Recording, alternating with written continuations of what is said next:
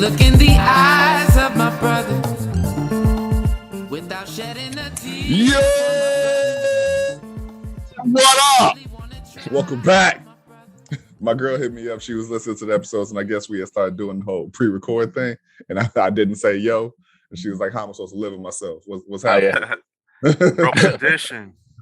Yeah, I was so excited to edit it that way because it started out. It didn't start out with the music, so I'm sure people was like, "What?" What's happening? Threw people off, and then the music kicked in. Like, all right.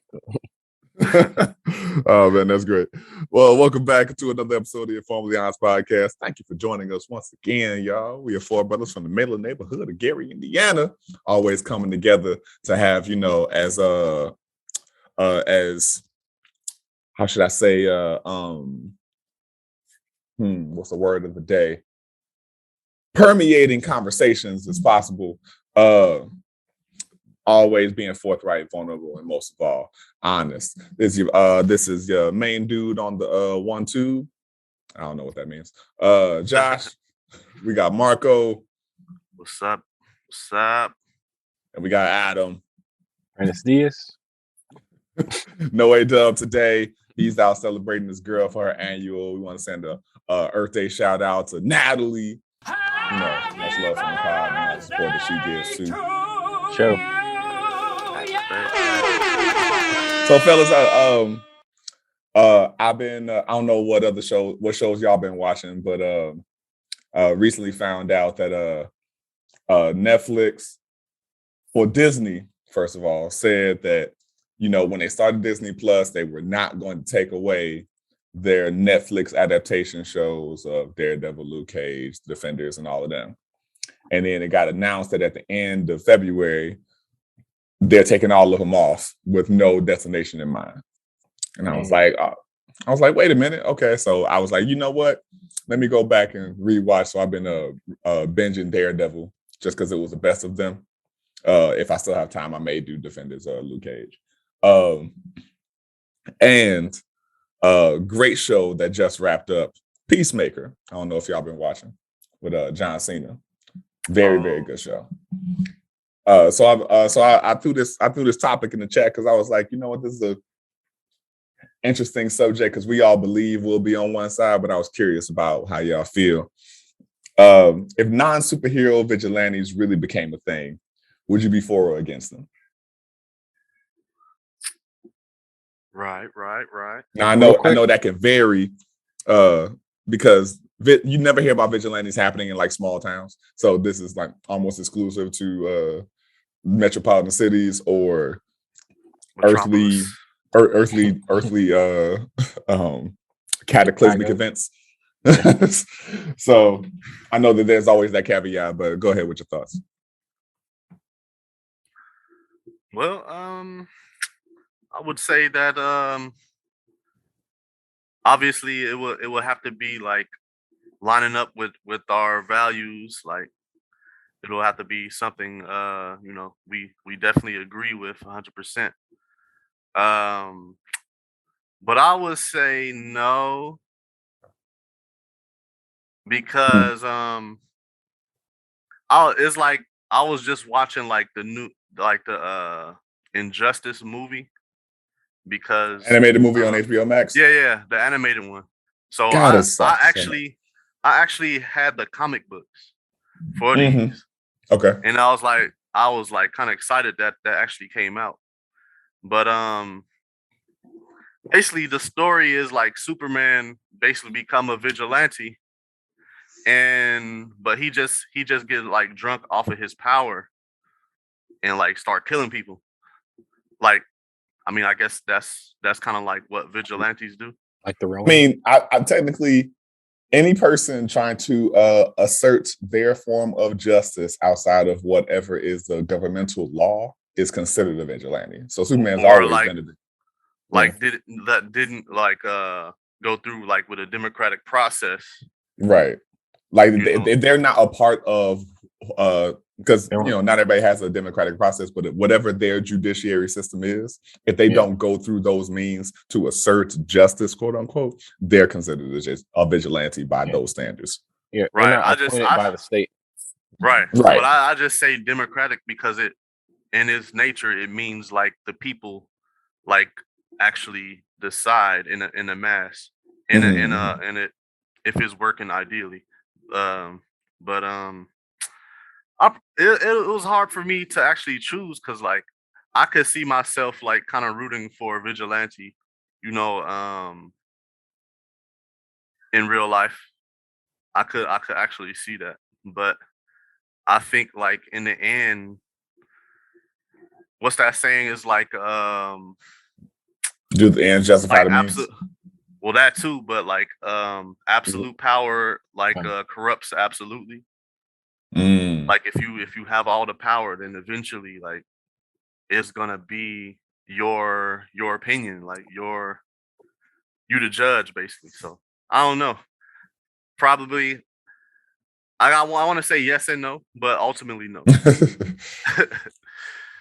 I mean, I guess I don't have I have some sense of morality like the average person, but I'm always kind of curious, or I want to believe I'd be nuanced enough to be like, okay, well, what was the circumstances? Who were the people and all of that kind of shit? Because I don't know that anything is either black or white in this regard. Like in season 2, which is Daredevil's weakest season, that's when they introduce Punisher into it and all of that, and they go through this whole like morality battle of one side is like, oh, you just beat up criminals and send them to jail, let the justice system do their deal, and the other one is like, no, if they're a pedophile, if they're a robber, if they do anything bad, kill them. The world is better off without them. And so you're like, wait. Do I think pedophiles should die? Kinda. I don't want to wish death on anybody, but you out here fucking kids, yeah, you gotta go. Yeah, some stuff is just like you hear some of these stories, like it's just unforgivable what they some people are capable of. Like, Am I the only person that can never hear that word without thinking about that dude in the woods? That old unforgivable, like the dude about waffle fries. Yeah. But yeah, that's what I'm saying though. It's like, do I already have very little belief in or care for the current judicial system as it is. Right. And so am I can't necessarily say I'm more partial to it working because it does not work in most cases. Yeah. Adam, what you think? I guess for me, it depends on what the vigilante is, what their, I guess, what their passion is, passion project. um, like for example, you could say that the guys that kill Ahmaud Arbery, in some circles, he would be celebrated as a vigilante. So in that sense, of course, I would not be supportive Right. of that. Yeah, right. So I think, so with that being said, I think as long as the vigilante is not supporting me, but is fighting for something that I support, yeah, I'm fully for it. Like but I'm trying to think of some real life examples. Like I know in France, I know is I think is it France? I think France is known for like have these crazy protests, but Like even though that's not really. Was that France? No, that was Yeah, I think it was. Was it? I thought it was England. Yeah, it was. You're right, because they blew up the was it Big Ben or the whatever is their like political Parliament? Yeah, Parliament. Yeah. Okay. Well, so although protest isn't necessarily considered to be vigilanteism per se, I just know as a country they really get together. Like I heard a story where like they installed a bunch of like traffic cameras or something like across countrywide to obviously do what traffic cameras do. Yeah. And they said that over like that weekend, they said that the country destroyed 60% of every traffic camera in the country. It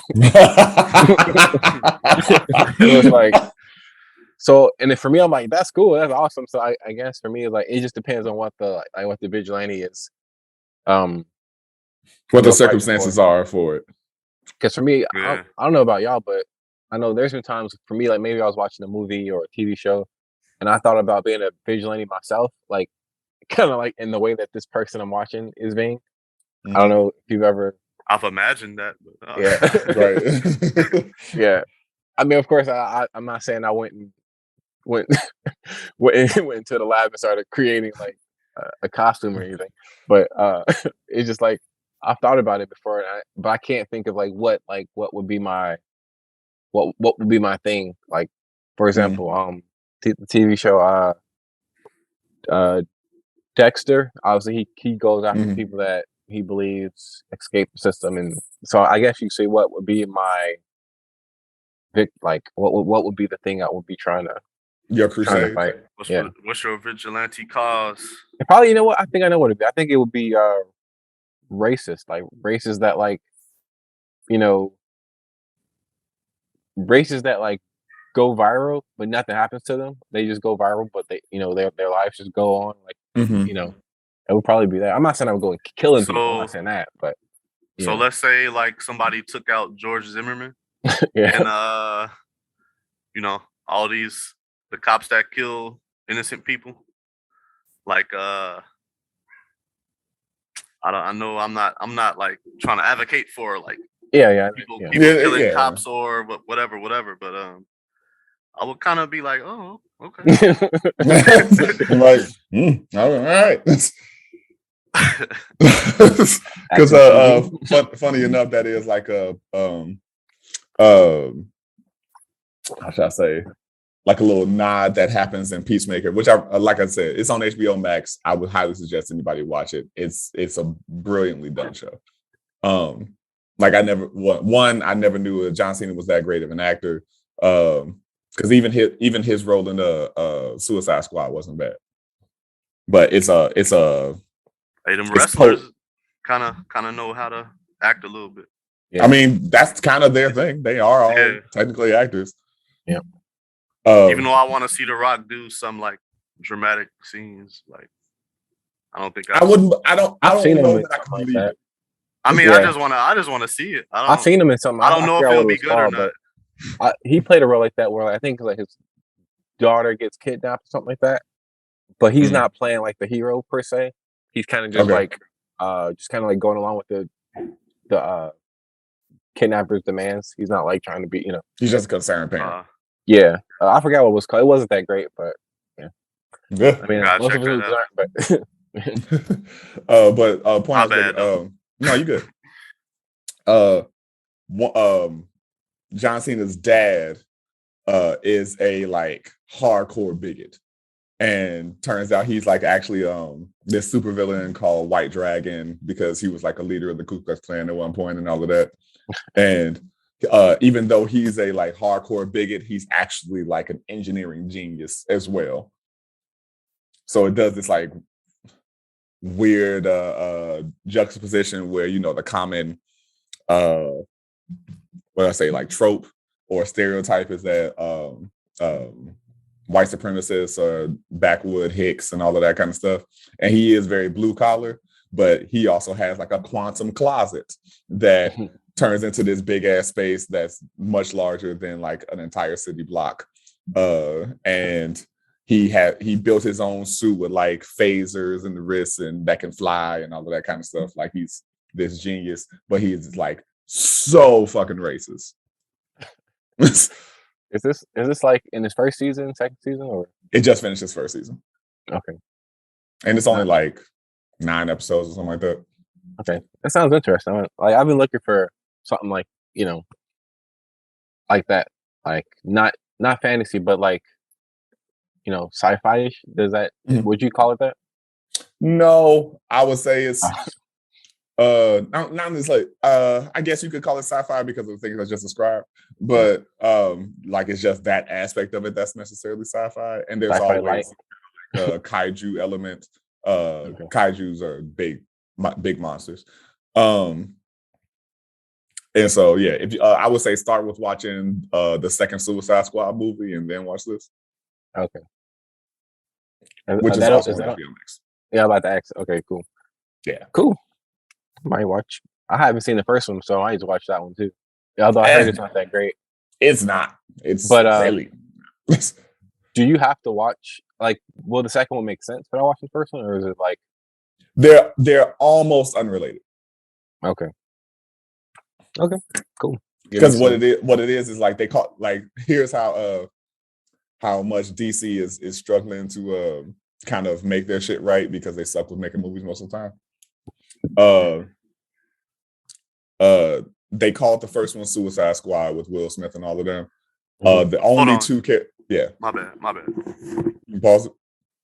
I mean, we'll just wait till he gets back. Yeah. Okay. I know he's a big DC head, so I don't want to. Yeah, no. As soon as you said that, I looked at his reaction. They suck at making movies, though. They do.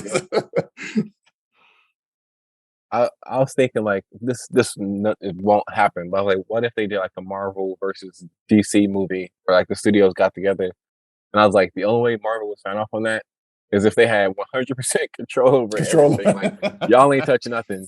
Just send the actors. That's it. Well, and the thing is, much like always, apparently, what was the history of it is Marvel has always had a leg up on DC fan wise, and weren't they like first? Like just they were first. Yeah. And so what happened was a lot of DC characters are just copied off of Marvel characters, and then Marvel also did the DC with some other characters.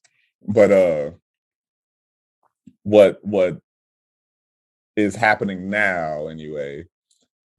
What I find funny is I think Peacemaker is the strongest show that's been made, and Suicide Squad, which is the second one, that's the strongest DC movie of all of them. We're talking about all the Superman, Wonder Man, most recent Batmans. The one with Ben Affleck anyway. Okay. Which was Batman. I forgot about those. Honestly. It was just Christian Bale. Yeah, because Christian Bale's the good one, even though he sounds like he's I hated the voice. If it wasn't for the voice, that's the only thing only problem I had with those. But yeah, so what is it? Oh, they're trying to rebrand stuff. That's what I'm saying. Mm-hmm. They called the first one Suicide Squad, and then they called this one The Suicide Squad. They didn't try to make it Suicide Squad 2. They were like, yeah. They didn't try to make it a sequel. They just took Margot Robbie and the dude that plays Rick Flag and just put them in this movie as if the other one didn't happen. Like, we're going to do a do-over on this one. And then they got James Gunn to direct it, who not built his career, but who is famous for having directed the Guardians of the Galaxy movies. Yep. So they got a Marvel director to come over and make a good movie, and he directed this Peacemaker show. But yeah, they trying. And I mean, I don't know if you know this, Marcus. What they're doing is they're recasting a bunch of the characters now. I think the only ones from Justice League that they're keeping, Jason Momoa as Aquaman, and then dude that's playing Flash. Okay. And they're going to use the Flashpoint Paradox storyline to reset the whole DCEU so they can recast everything. They keep that's like their best story. They keep telling over and over. Yeah, that's their Spider-Man origin story that they keep redoing it. I'm shocked that they wouldn't keep Wonder Woman, Gal Gadot. They may, but I'm not a big Gal Gadot. It's like I'm not a big fan, to be honest. Yeah. Come on, man, their movie's trash. But I guess Aquaman was like the best received one, so that's probably why. I think so far, yeah. So we'll see. Side note, hey, have y'all been watching this the Cosby what is it called? Let's Talk About Cosby. Oh no, I haven't. I've heard of it. I saw the billboards for it. Yeah, I saw. Yeah, it's amazing. Oh, it's billboards. Yeah, I saw. It's great though. It's great.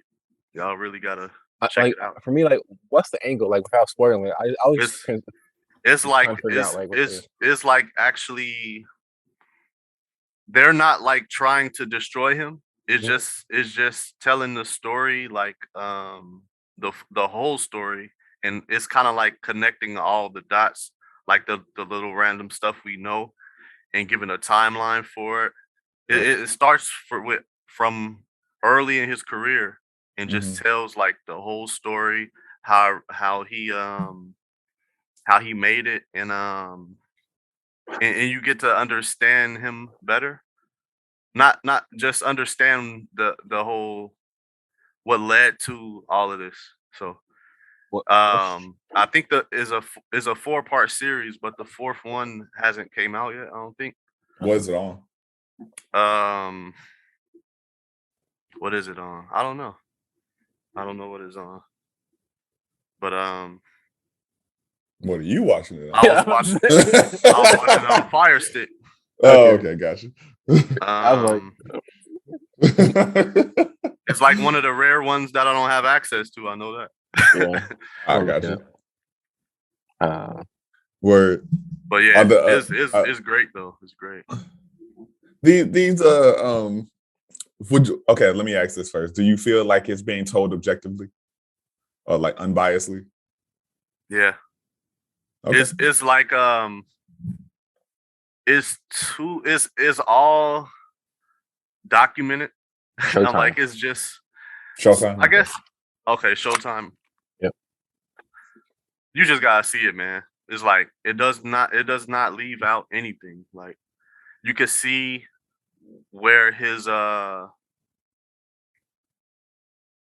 infatuations with like knocking women out and doing what he like for real, like you know. It's not allegedly. I know. I just don't want to. Not alleged. I just wasn't expecting you to say that. Confirmed many times over. But it's like apparently early in his stand-up, he was speaking about doing it. And he actually says like he has been thinking about this since he was 13. So his whole career, he was doing this. I mean, before the whole Hannibal Buress thing, motherfuckers have been talking about it. Like it wasn't it wasn't like a. That's why he was like, it's plain. Like you can Google it. Like that's he actually said that. Yeah. Wow. That's great. That's interesting because like I know like when it blew up, like a lot of people in Hollywood were like surprised, but it's like I'm sure a lot of them knew, especially older Hollywood. Like a lot of them, a lot of older Hollywood was acting like they were surprised. Oh my goodness, who knew that? Please. Yeah, and that's the thing that I hate. Like, but on one hand I get it because like no one wants to be the person that takes down Bill Cosby like Hannibal Buress. But it was bound to happen though. It was just like something like that, especially in this day and age, like the day of information. Like if you did something, if you're famous and did something, it's probably gonna come out. It's just a matter of when, unless you kill everybody. It like kind of reminds you how much of a star he was and is. Yeah. Like especially in the 80s and 90s. Oh yeah. Even before that, like he was one of the first black comics. To blow up the way he did, yeah. To blow up the way he did, and in the beginning, it was like Gregory Hines was the man, but he was more so like on the Black Power side of. You mean Dick Gregory? I mean Dick Gregory. I was like the tap dancer. Yeah. I always put their names like intertwined, like because of the.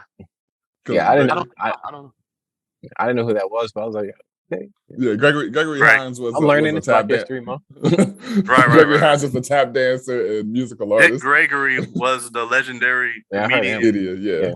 It was him and Cosby back. Well, first it was Dick Gregory, but he was telling too much pro-black stuff in his comedy. Right. So they kind of like mainstream chose Bill Cosby. Yeah.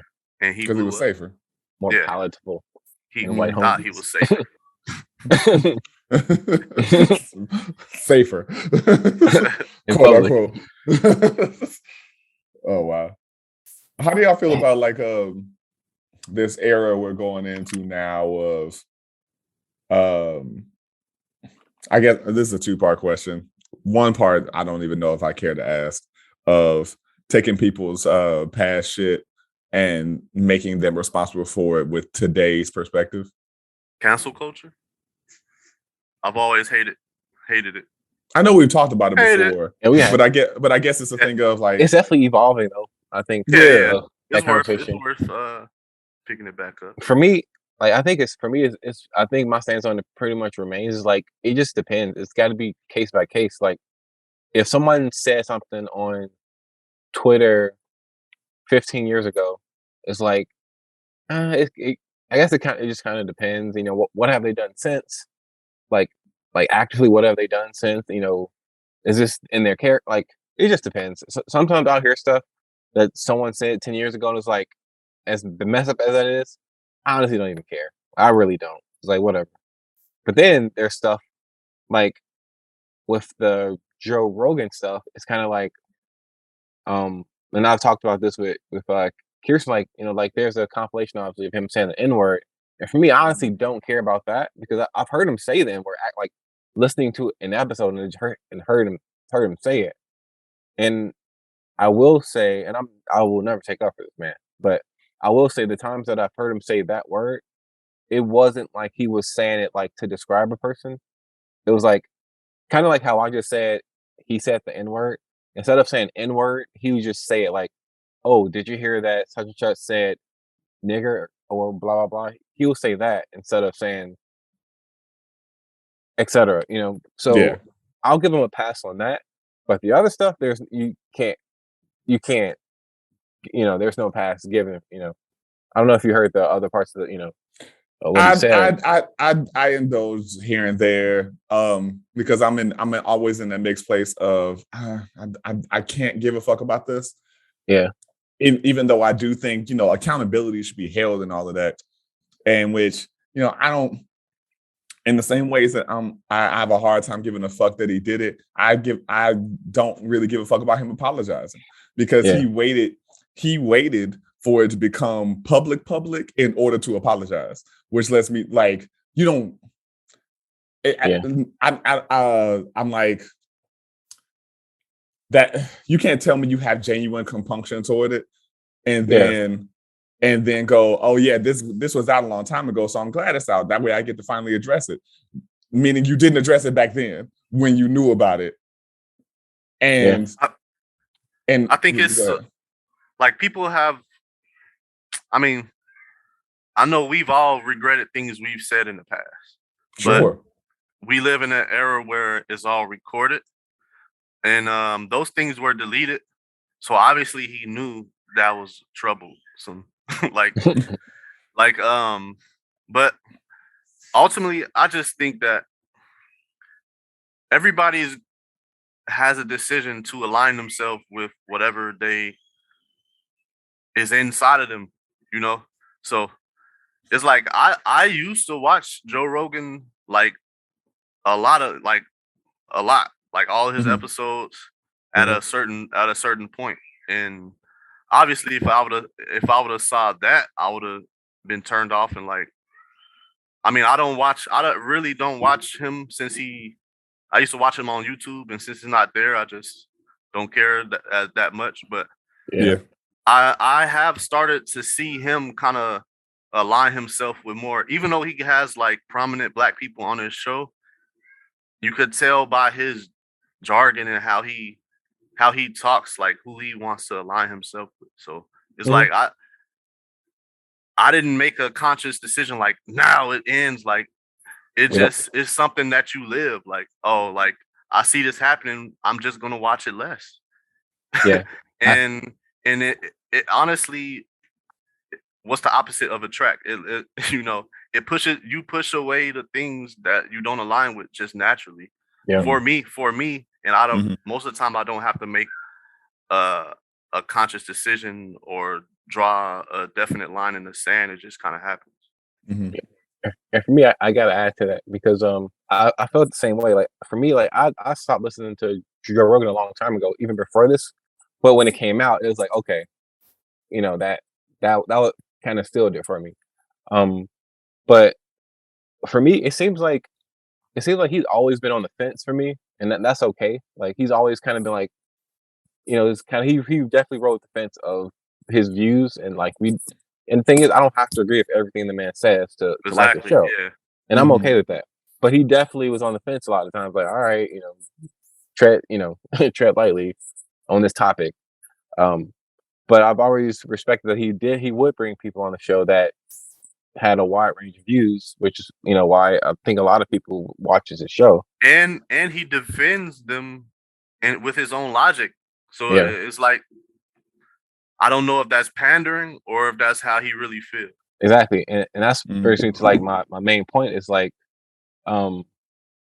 though I respect him for bringing all these people on the show, it gets to a point where it's dangerous because you start bringing these people on that's just spreading misinformation, that just that that aren't they haven't. I'm gonna just say that they there's no backbone to what they're saying essentially, and like when you have millions and millions of people that stream your show across the world, um, and then as far as like the race stuff, there's been times when he's been talking about race before, and I hate when he talks about race because Yes. it's never anyone there to challenge him because he will talk about race with a black person, but he'll only bring it up or he'll only talk about race with the black person that's not going to push back, and that's so annoying to me because But I you know can. what? It's like when I was watching him, he honestly had some great. He had Cornel West on there. He Mhm. had Dave Chappelle. He had all the Yeah. people that we look up and we think like front line for black people. It was successful. It was but I know that Joe Rogan is like a legend at giving interviewing and Mhm. just gelling with people in general. But Mhm. um it's interesting that none of those people, like dozens of prominent people that we look up to, never had a chance to check him or what y'all think. Like, do y'all think that it just didn't come out then, or y'all Uh, think that he really? Because I don't know if I think he's racist. I just think that he's probably too insensitive with because at the end of the day he is a comedian and comedians say crazy slick stuff, but you still get an idea of who they are. So Yeah, they're also very smart people, and yeah, like you know what's offensive, what's not, because yeah. that pushes the comedy sometimes. Like I'm gonna say the edgy thing to get the laugh, like, mhm. but I don't know. I I don't. I Them feel jokes like, was not worth it, bro. It wasn't even. That's and what I'm that's what I'm saying. saying. We've Like heard we've heard that many times. The ape thing many times before is not even. That's Yeah. not creative or but it's Yeah. also a thing of funny like for that matter.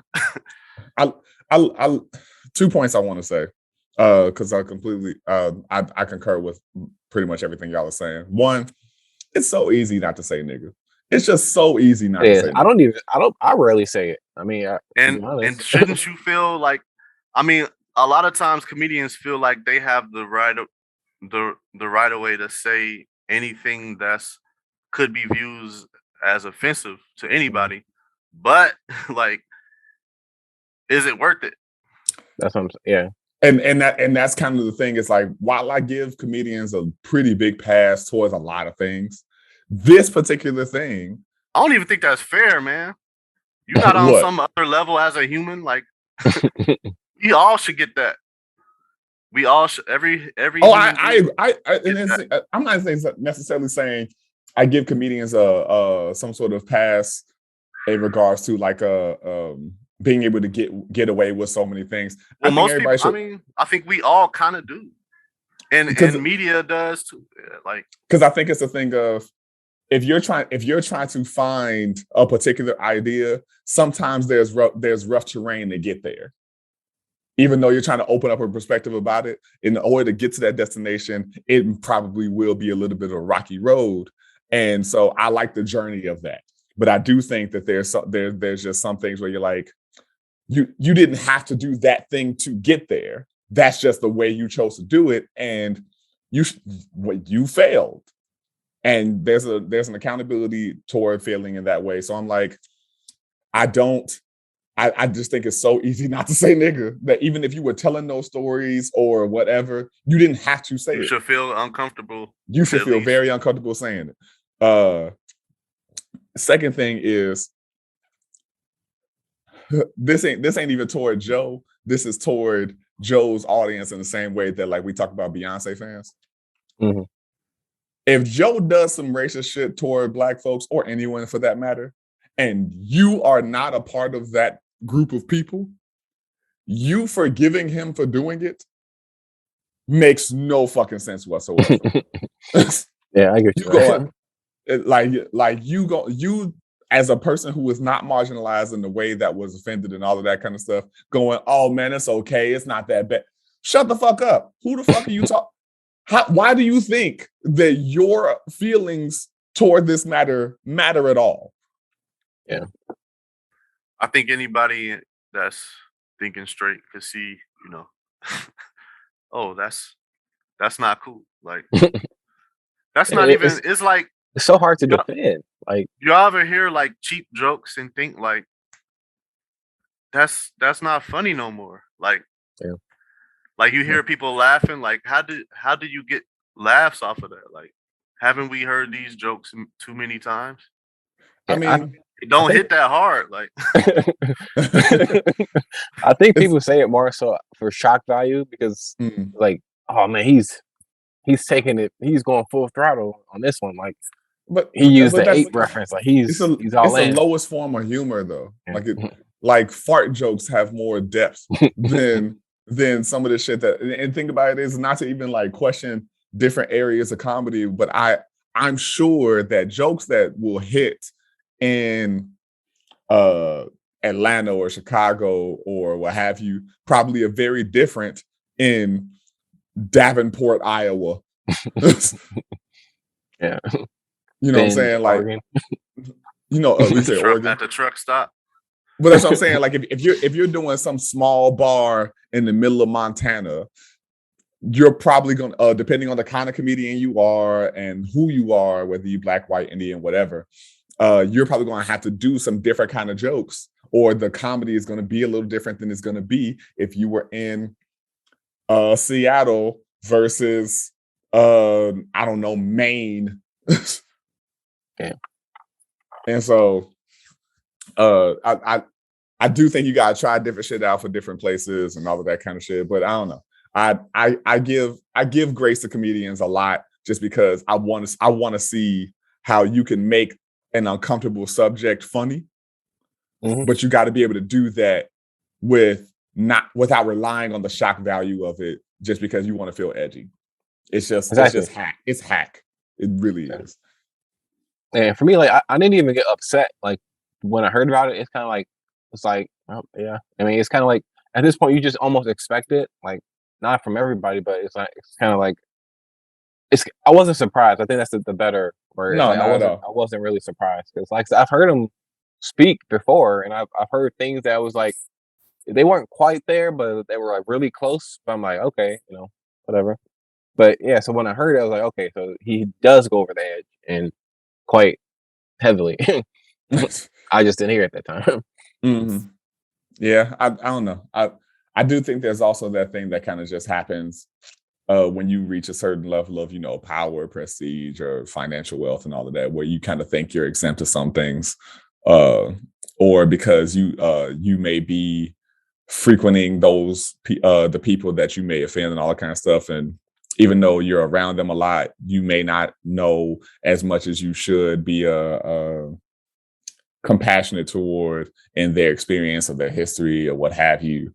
An example I can give with that is like I won't name drop, it's fine. But yeah. Go ahead.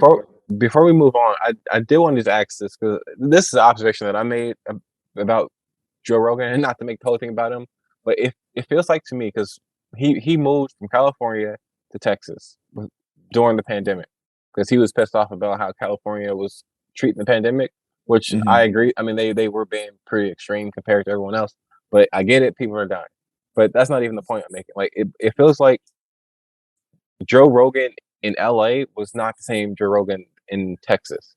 He feels more like, it seems like he's gotten more inflammatory. Yeah, he seems more like he's turned extremist out of nowhere. Like, yeah, he's like honestly trying to fit in. Like Yeah, super Republican. Like, yeah. I mean, and it feels like, I don't know if that's just him being himself, and that California Joe was a facade, and he's just trying to fit in with the LA crowd. It's like because in LA he was a Bernie supporter. He was liberal. Like, I remember him saying very liberal thoughts and views. Now he's like, what the heck changed? And I just thought it was fascinating. I think. Go ahead, Marco. I was gonna say, I think something messed with his money, and and he took it so personal that he's like, it's like the other extreme almost. Yeah, it's like, now I'm all about. Yeah, I'll show you. I'm moving to Texas. I mean, because things I don't frequent that much Joe shit, so I can't really speak on it. I'm sorry, Marco. You finish your thought. My bad. I ain't know you.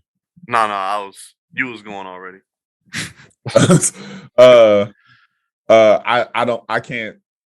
I'm not gonna defend or go after him. I think one thing is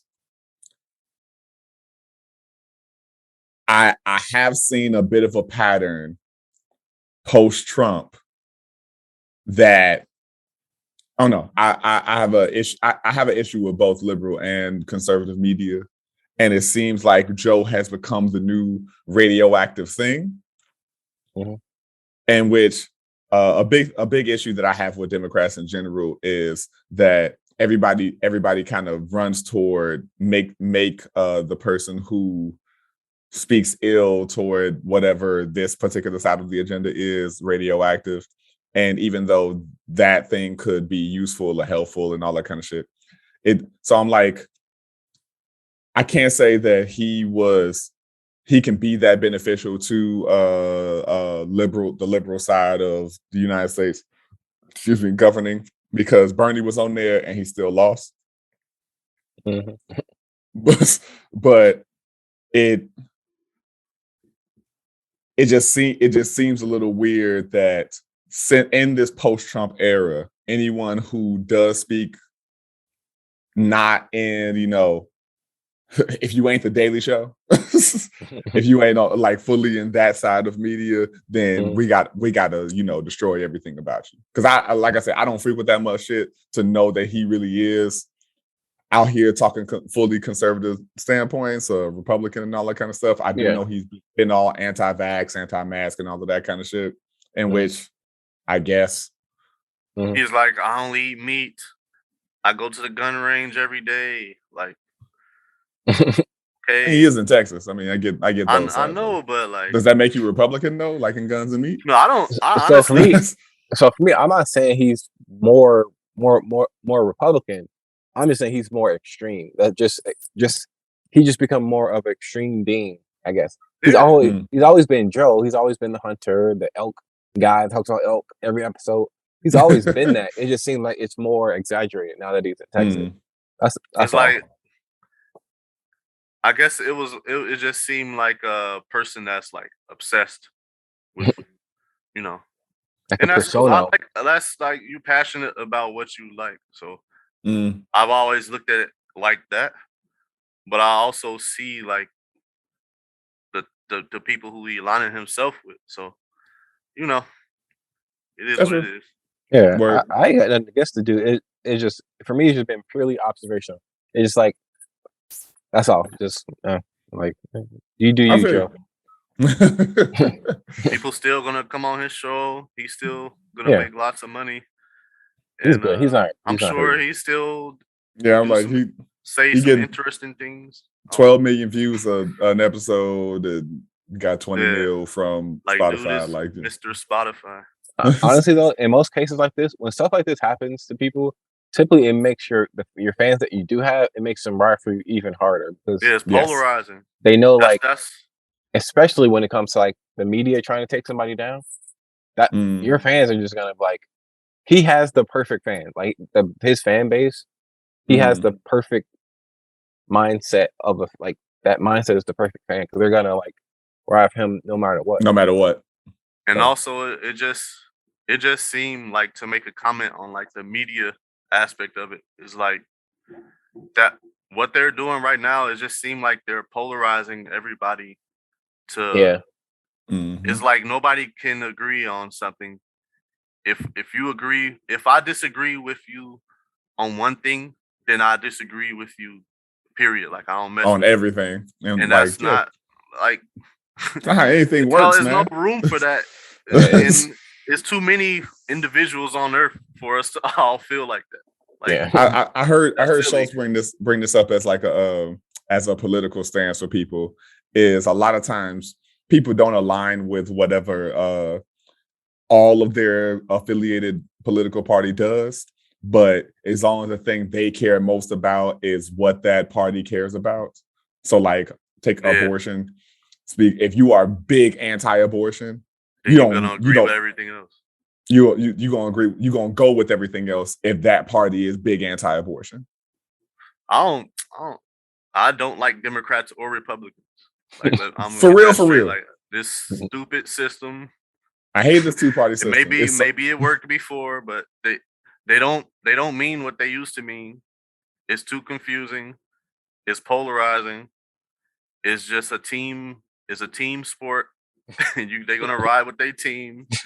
It's primal. It's stupid. I guess my thing is It's not evolving, bro.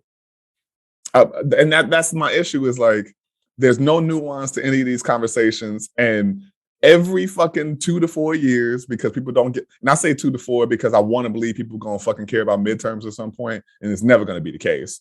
But every periodic time period, people are always gonna go and make this a team mentality, like you just said, and they're like, oh no, but I need this person to believe all of these things, and it's no nuance to any conversation.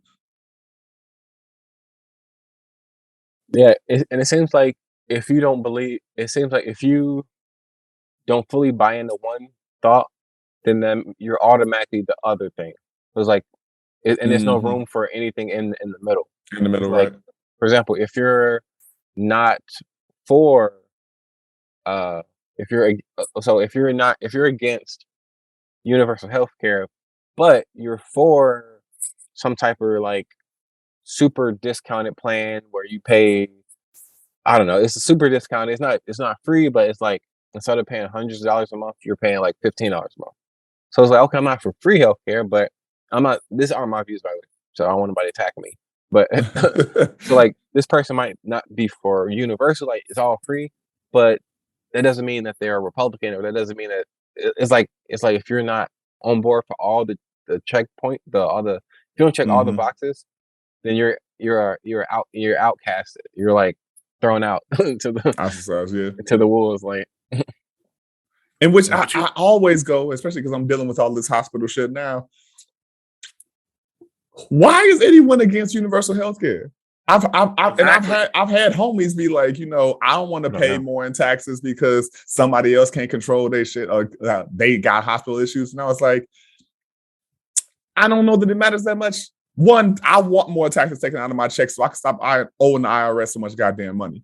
So, but I'm like, yo, you want to take $15 out of my check or whatever so that I don't have to worry about whether or not I'm going to get actual care if I go to a hospital?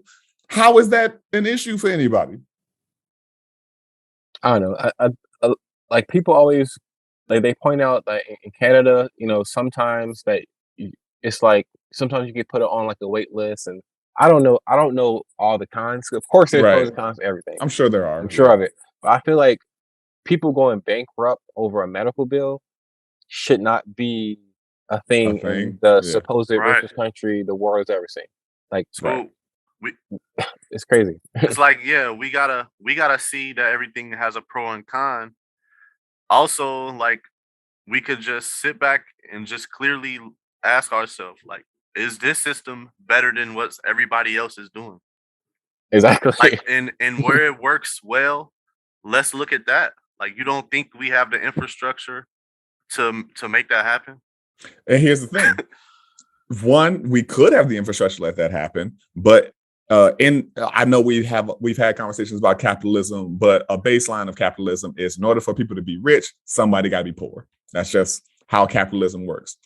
And inside of that, Americans are stupid because our education system sucks. And as soon as you go, oh, but this is what's happening in Sweden, so we can implement the system, they go, no, America, fuck that. We're not doing what those goddamn Swedes do.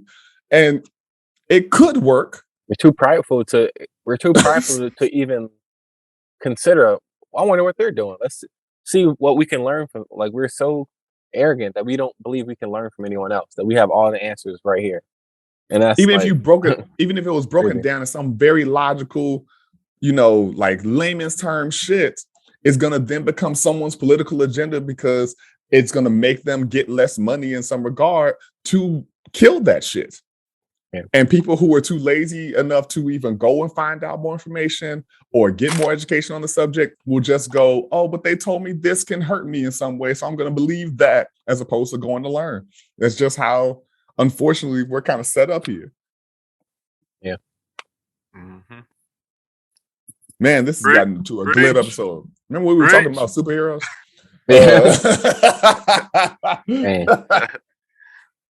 We were.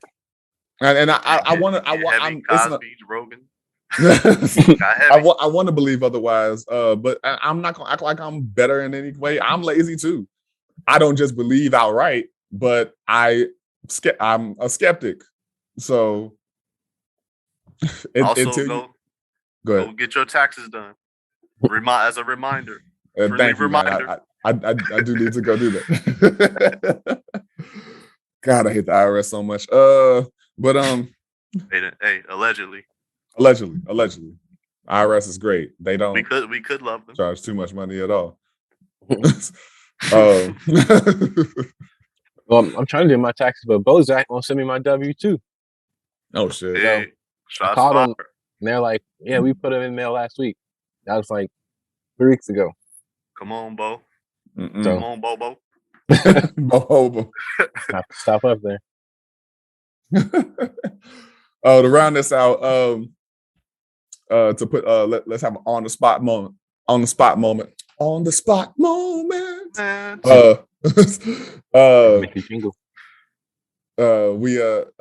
We all get you're now charged with becoming a non-powered superhero.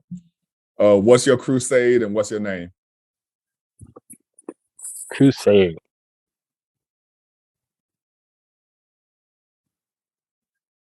For me, it's got to be exposing racism.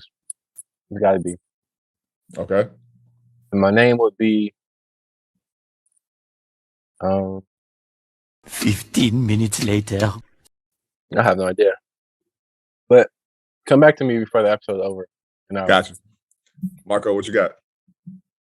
I know you hate being put on the spot.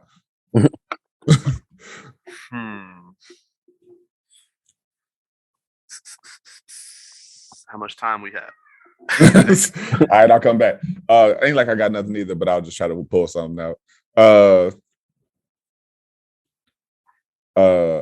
I'm it's like a non-powered. So I'm gonna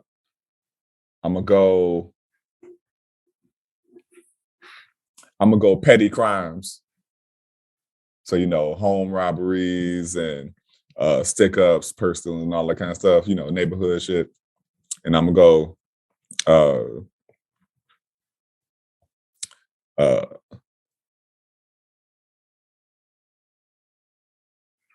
I'm gonna call myself Hood Dude. That dude that protect the hood. That's what. I got a name, by the way. Okay. The white fright.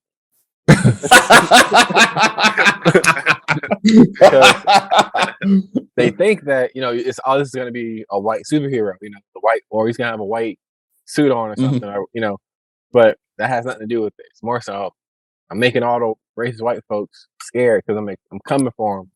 So. And news talks about you like another strike by the white fright. It's gonna be like a black. It's gonna be a picture of like a black screen behind him. Yeah. Several police officers were incarcerated today, thanks to the efforts of the white fright. You got white fright. What was yours? Hood dude. Hood dude. White fright. So somebody recently tried to do some fraud stuff on my card, on my bank account or whatever. So I'll have a cyber defender.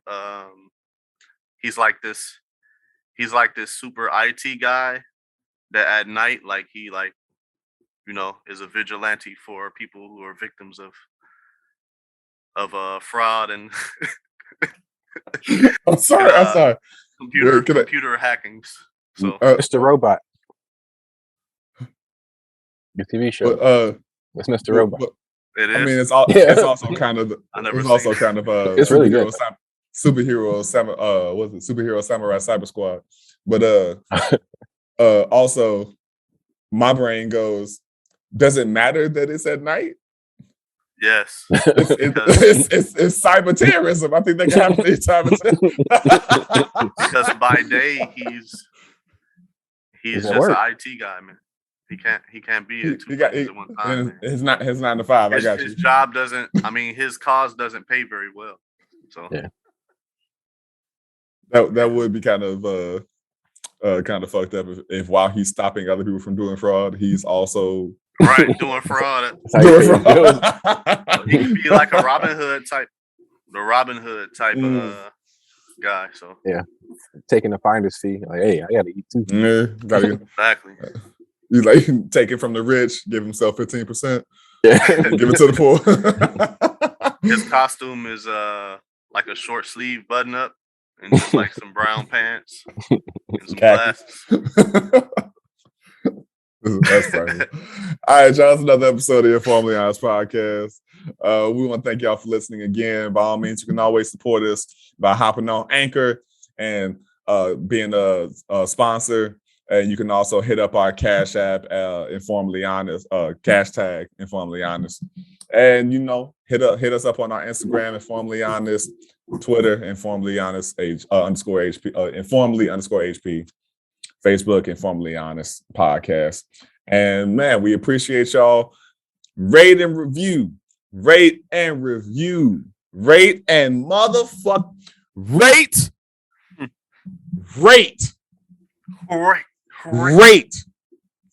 I made a Spotify account, which I've never had, and rated. And notice, I was the first motherfucker to do that. We've been on this shit for 4 seasons.